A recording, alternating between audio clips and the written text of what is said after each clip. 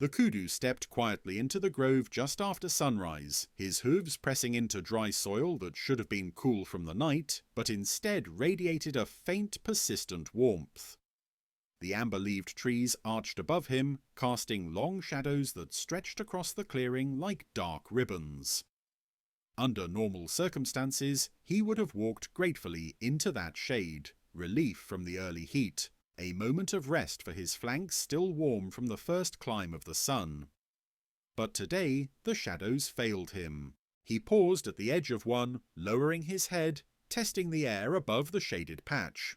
The light dimmed where the canopy blocked it, but the temperature didn't change. The soil beneath the shadow was as warm as the sunlit patch beside it. His ears twitched. Instinct told him that shade meant safety, coolness, conservation of energy, recovery. But his instincts met a world that refused to behave. He stepped into the shadow fully. Nothing changed. Not the heat, not the air, not the dryness burning faintly at the tips of his nostrils. Shadows had always offered relief. Every creature in the savannah knew it by memory, older than thought. The Kudu moved deeper, searching for a pocket of cooler ground. His hooves shifted between patches of shade, here under a broad acacia, there beneath a leaning marula tree, but the earth held the same unnatural warmth. He lowered his muzzle and touched the soil. Warm.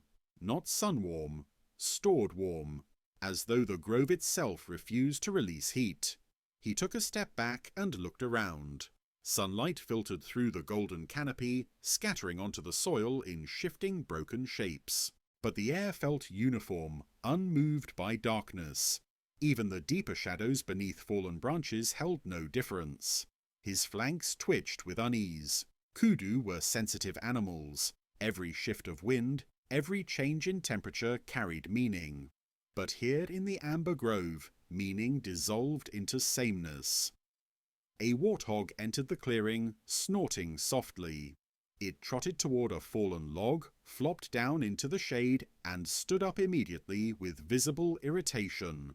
It scraped its hooves across the ground as if trying to cool them, but the soil offered no relief.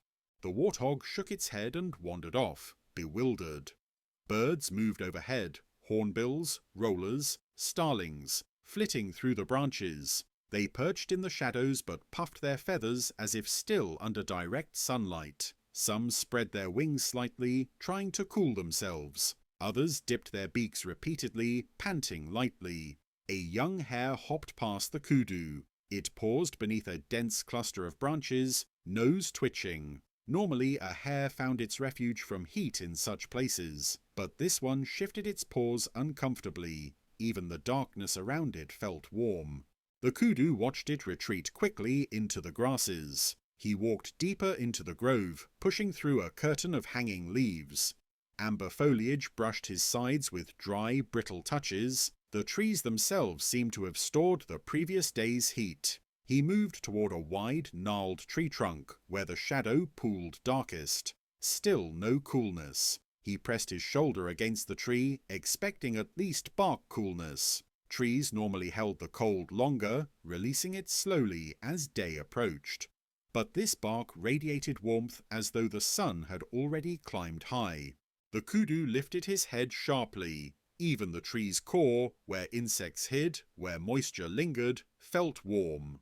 A small flock of guinea fowl arrived at the grove's edge. They hurried into the shade, then slowed as confusion crossed their movements.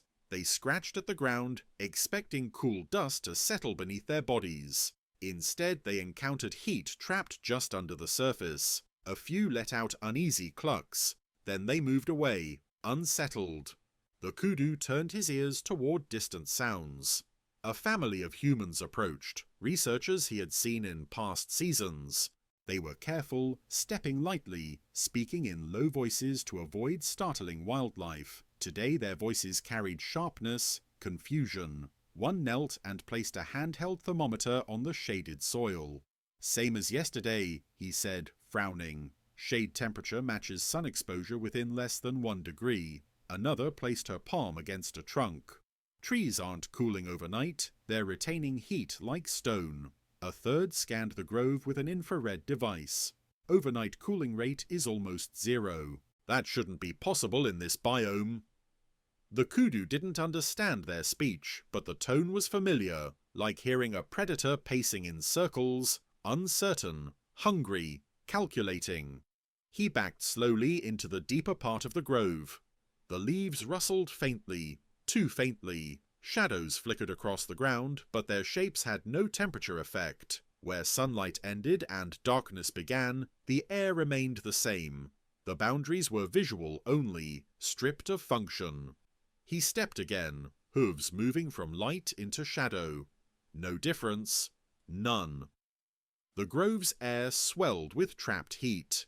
Even when a breeze passed through, its coolness evaporated instantly upon entering the shade. A squirrel climbed a branch overhead, panting heavily. It normally spent hot hours resting in shadowed hollows, but today even the hollow produced no cool draft. It poked its head out, whiskers trembling with confusion. The Kudu watched insects gather on a shaded patch of bark. Moths, beetles, ants. They clung to the tree as if expecting refuge, only to grow sluggish as the heat pressed on them. Some crawled away, seeking better conditions that didn't exist. He turned toward the western edge of the grove, where the shadows stretched longest. The ground there should have been coolest. The deepest darkness lasted hours before sunlight reached it. But as he stepped closer, his breath grew hotter. His hide prickled. Even the longest shadows held no memory of night. If shadows would not cool tomorrow, or the next day, or across the season, animals would have nowhere to rest. Migration patterns would shift, heat stress would rise, predators relying on shade for stalking would overheat, prey hiding in darkness would gain no relief, tree hollows would lose their thermal gradient, nocturnal species would suffer from heat retention, leaf litter would dry into brittle sheets, and the grove, a place built on the balance of light and dark, would become a uniform furnace.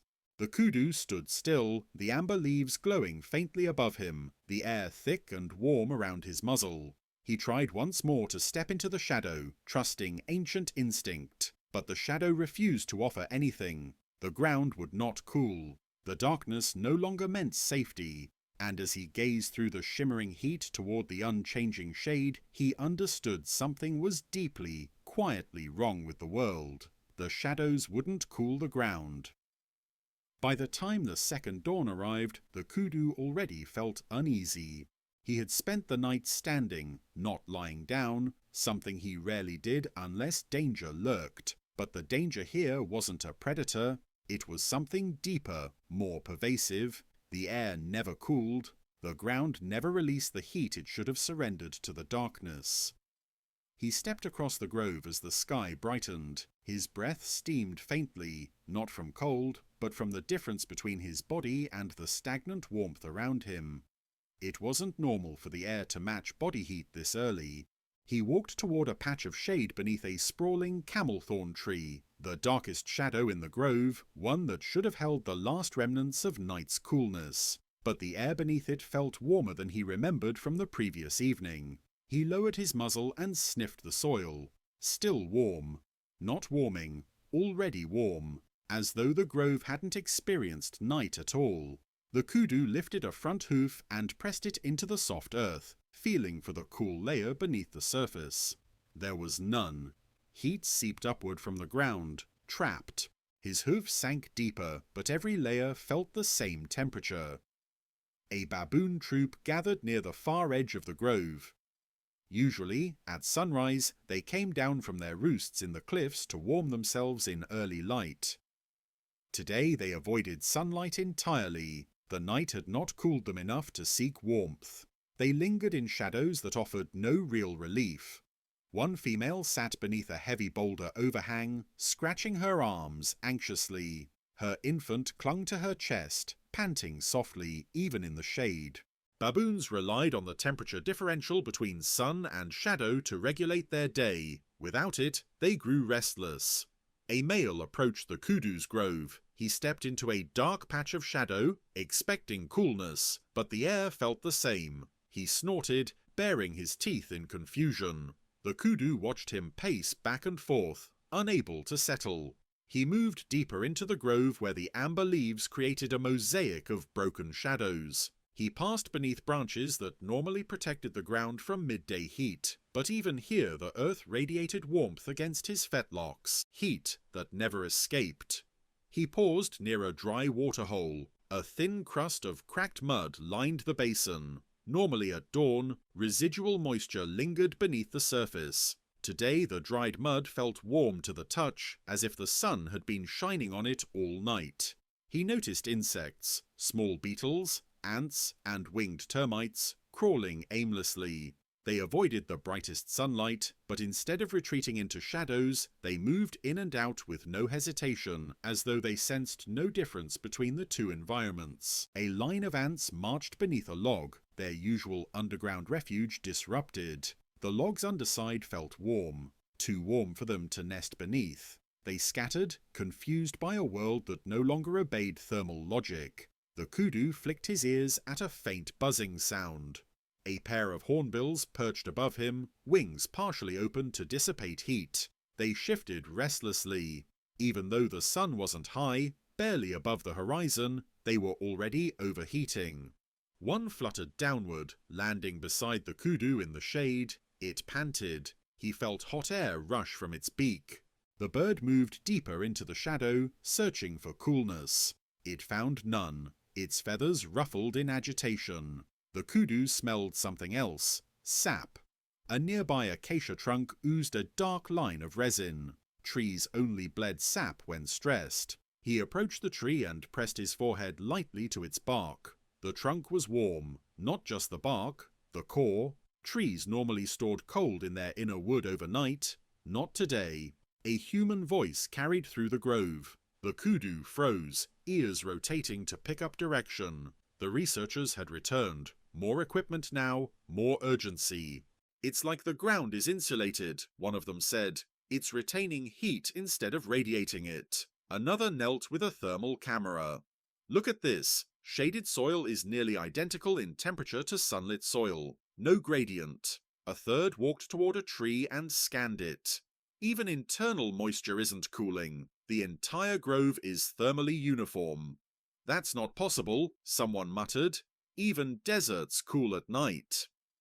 The kudu understood none of the words, but he understood the tone. Sharp, worried, searching. He stepped closer to the researcher's equipment as he often did out of curiosity, but the moment he approached, he felt the ground's heat through his hooves intensify slightly. Or perhaps it never lessened. It was difficult to tell anymore.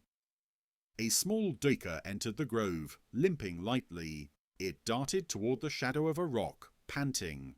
Normally rocks held a reservoir of nighttime cold deep in their cores. The duiker pressed against it and jerked away, surprised by the heat. It tried again, touching the rock with its cheek. Still hot. The animal backed away, trembling. The kudu watched as disturbances rippled through the grove's inhabitants. Shade meant nothing. Darkness meant nothing. Temperature cues meant nothing. Birds misjudged shade depth. Insects chose wrong hiding spots. Herbivores couldn't cool bodies between feeding periods. Predators lost their timing for ambushes. Plants couldn't slow their respiration cycle at night. Even seeds resting beneath leaf litter dried unnaturally fast. He noticed something else. The grove smelled different. Not bad, just strange. Earth that didn't cool retained scents longer, heavier, denser. The air carried too much information at once. The kudu lowered his head and sniffed the wind. Shadows had always guided scent. Cool air carried odours differently than warm air. Now everything rose at the same temperature, a muddled cloud without direction. He could no longer tell where the leopard had passed, where the hyena had trotted, where the spring hares hid. The world's map was gone. He moved back toward the heart of the grove. The amber leaves sighed overhead as a breeze passed through, but even the breeze didn't bring any coolness. It simply pushed warm air from one place to another. The kudu stepped once more into the darkest shadow he could find. He closed his eyes, waiting for relief. Nothing. The air pressed against him, warm and stale. The ground burned gently beneath him. His hide grew hot. His breathing deepened. If the shadows wouldn't cool tomorrow, or the next day, or the next season, The entire savanna would shift, rest cycles would break, migration routes would collapse, predators and prey would grow disoriented, heat-stressed plants would fail to produce fruit, water sources would evaporate faster, even nightfall wouldn't help. A world without cool shadows was a world without refuge. The kudu lifted his head and looked across the grove, amber leaves glowing like embers, shadows stretched thin and useless beneath them. The darkness offered no protection, the shade gave no comfort, the world no longer rested, and as he stepped forward, feeling the same warm ground beneath his hooves whether he walked in sunlight or shadow, he understood the quiet truth settling over the land. The shadows wouldn't cool the ground.